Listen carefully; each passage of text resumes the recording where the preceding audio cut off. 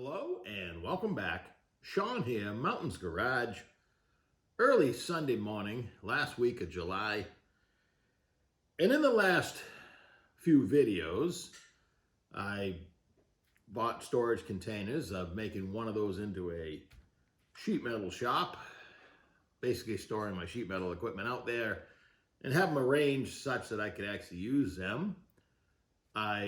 Using magnets, stuck some LED lights in the ceiling, and until I decide that this is a total success and I want to run some permanent power, probably underground, it's kind of a tortured course it has to run to get over to the boxes, and I'm not sure I'm ready for that. So what I want to do, and I have done, I put a electrical pass-through on the box, and I have a cord laying on the ground outside the container, and that's probably a 50 or 75 footer, and then I have another 100 footer rolled up hanging on the end of this garage. And what I'd like to do is have hangers for them, so all I got to do is make them meet in the middle, and it only takes less than a minute to probably lay them out on the ground. I don't want to leave them on the ground because I drive over there often. You know, where I drive is between the two areas I'm talking about. So I briefly shopped for some magnetic hooks, and it's very deceiving online on Amazon or eBay as to how big the actual hook would be. They're really good when they show product specifications. They tell you the size box it's in, not the actual item. And that's frustrating, but that's, I guess, all lost in the translation. So I decided I was going to make my own. And that's what I'm doing right now. This is a 1/4 inch thick piece of 2 by 12 aluminum. My thought being I don't want it to rust, at least this portion of it. The magnet itself, I don't know if they seem to be rubber coated. So over time, water might get in there. The stud itself, the nut's stainless, but so I bought 2 magnets as well. Price-wise, this was about $8. Not bad, really, for what it is. And total overkill. Probably my extension cord's not that heavy, but you know. And the magnets were about $2 a piece by the time you factor in tax and whatnot, and shipping, prime. So I got everything came from Amazon, and off camera I'll have to pry those apart. We got them. Hold it. There we go. I leave them stuck together so they don't take up all the magnetic chips on my bench. So this is going to stick to the outside of the box. I think 2 is going to be required due to the leverage I'm going to make because this thing's so long. And I was thinking of a design. You know, it's 12 inches, so you could just go 4, 4, 4. But I don't think I need a 4-inch lip. And I'd rather give more room for the magnets. It's going to stick on the box that way. So we're just going to kind of wing it. I'm thinking I'm going to come down 5 inches. That's where the magnets are going to go. I'm going to go out 4 inches. And then the remaining 3 inches is going to be 45 degrees or whatever my press brake will do. It'll do the 90 here. The aluminum's not going to like it. That's why I bought 1/4 inch thick. It's going to be work hardened is probably the expression. It's going to be okay because it's so thick, but I previously had made some thinner ones here in the shop to hang air hoses on, and one of them just failed when I bumped into it because the bend, the 45 degree bend was so sharp that 90 degree bend was so sharp that over time that was a weak spot. So for the magnets, I have determined that they're about, we have a 3/4 offset. So if I come down 1 inch and up 1 inch and then mark the center,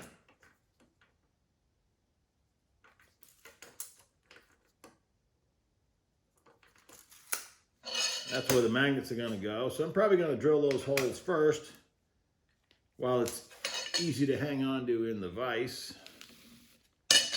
probably in my hand. And I'll use this to make a straight line. So when I put it in the press brake, it has a chance of being straight. Whoops. The press brake I'm going to use isn't quite wide enough. I like to put a straight edge in there, you know, against the brake, and then line this up so you know you're bending it straight. However, I know I don't have that much room if I want to press this in the middle, which I do because the ram is in the middle and it's pretty thick, so I don't want to add stress by offsetting the whole thing. So let's set up and drill some holes and then do some bending. All right, set up in the drill press. Just a 1/4 inch bit, which is more than enough. Those studs are probably metric. There's a nice old vise I have. I like it because it's fast. I can kind of hang on to it here. I'm not talking super accurate here, so my arm's probably in the way, but so be it.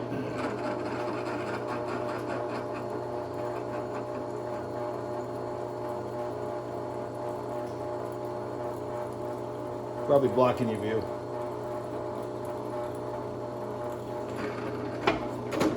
One.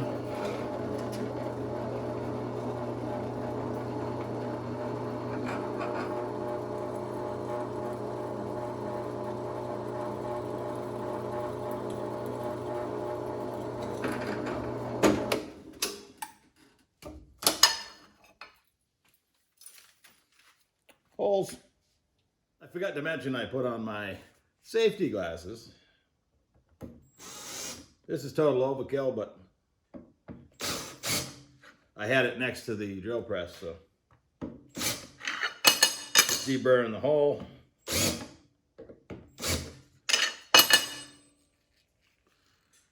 Makes for a nicer finished job. Now we got to bend it, so I'll meet you over there. All right, this is my tiny little, probably what, 8-inch press brake. It's 20 ton. It's eBay special. It has a part number, CB, like in Citizens Band Radio, CB-200A. I bought it, it had to be almost 10 years ago now, maybe more. And it's pretty slick for doing this stuff. I really like it for bending like her shifter rods and whatnot. No heat required, just kind of lay it in there and do it up. I have a foot pedal controlling, you can't see it, but it is a, let me see the specs on it, GYB-700 electric hydraulic pump. It just has a quick connect. I use it on my tubing bender if I want it, on the hole puncher if I want to. I have an air over hydraulic one, and I have an electric one. And some things I like the electric better, some things I like the air better. So all we're gonna do is put her in. We'll start with the 90, I think, first. I'm gonna run it down till it's close and line it up, so I'm gonna make a little noise. It's pretty fast coming down with no load. And now I'm pretty close and make sure I'm square looking. Again, if I had a small T-square, I'd put it in there, but we're making a hook to hang an extension cord on, so every time I say that, I'm kind of laughing at myself, because if I wasn't filming, I'd go take the time to go find a square, because I just like to do everything as accurate as possible. But today I'm going to be human and just go for it. Ready?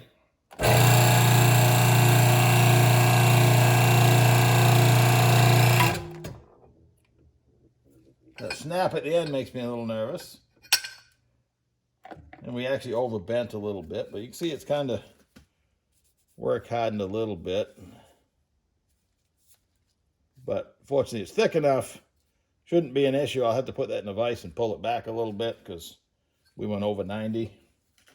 And this side's probably going to hit here, so I'm just going to give it what it'll give.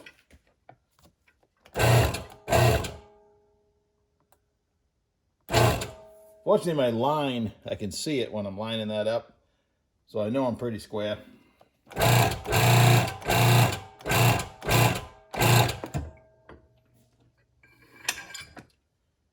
if I do that a little more, it's going to bend this back because this is hitting on here. I'm going to try to straighten it right here.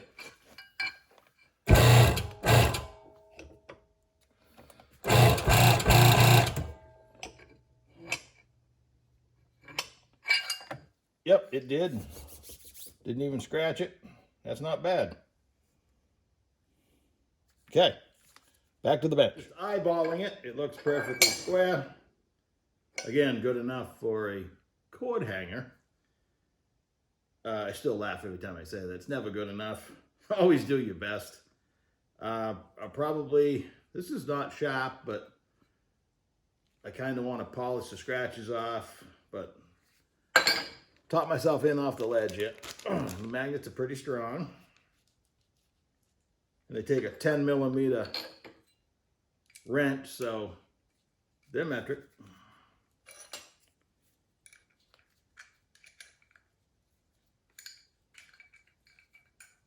You can spin the magnet as I go.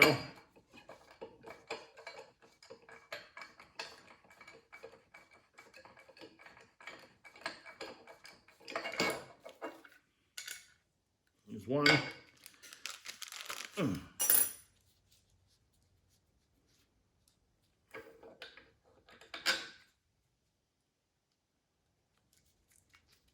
I like this design better because there's not as much leverage as originally I was going to go 4, 4, and 4. I think that would have been less efficient as far as overpowering the magnet by the weight of the extension cord and poor design. So this should work good.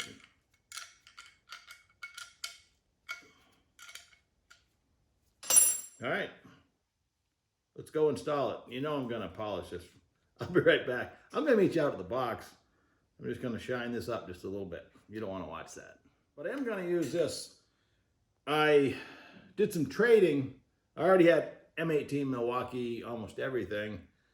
And in the trade, I took in some M12 stuff. And then I kind of liked it. It's handy for some stuff. The batteries don't last as long, but I had some batteries. This one I bought, it's a 4.0. I like how it makes the tool stand up. And what I've learned is this tells you how many RPM it is, but this turns sufficient RPM where a Scotch-Brite pad turns into a flap disc. You do not want to clean gaskets with this. You have to be really careful with Scotch-Brite pads anyway, but if you are careful, I like to use them in a drill on low. That's about as fast as I go with a Scotch-Brite pad. If you're cleaning the gasket surface that, you know, you feel the need to do that. If you were to use this, it's just gonna, well, it's gonna cut this metal like it's nothing. So if I was trying to clean this gasket surface, I would just ruin it. So, but I do love, I got a little M12, 3/8 ratchet, etc. I hardly ever get out of air hose anymore, unless I'm air checking something. So, all right, let me clean her up and I'll meet you outside. All right, we're outside and it's beautiful out. It's 57 degrees. Not a cloud in the sky. It's going to be about 79 today. I love this weather. It's supposed to rain this week. It's been kind of a dry summer, that's okay, but you didn't think you were gonna get through this video without hearing about the weather, did you? When it's nice, I like to praise it. And when it's not, I just suffer in semi-silence. So here we go. Ready, stick it on.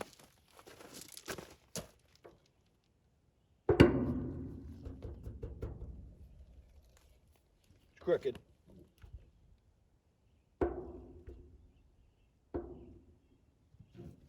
Yeah.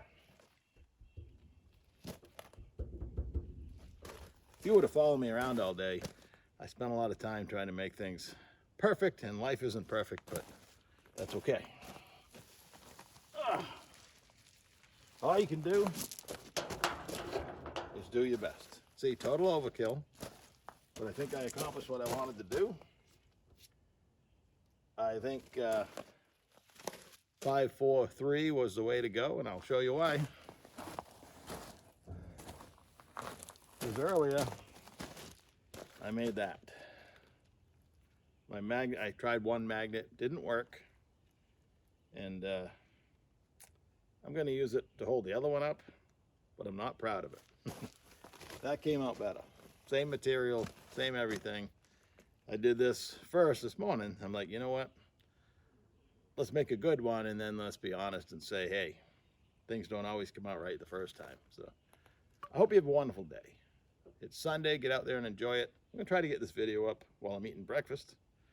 My son is at the boat today, so he slept up there, so I don't have to share the Wi-Fi with him. If he was up, he somehow absorbs most of it. So have a great day. Talk to you soon.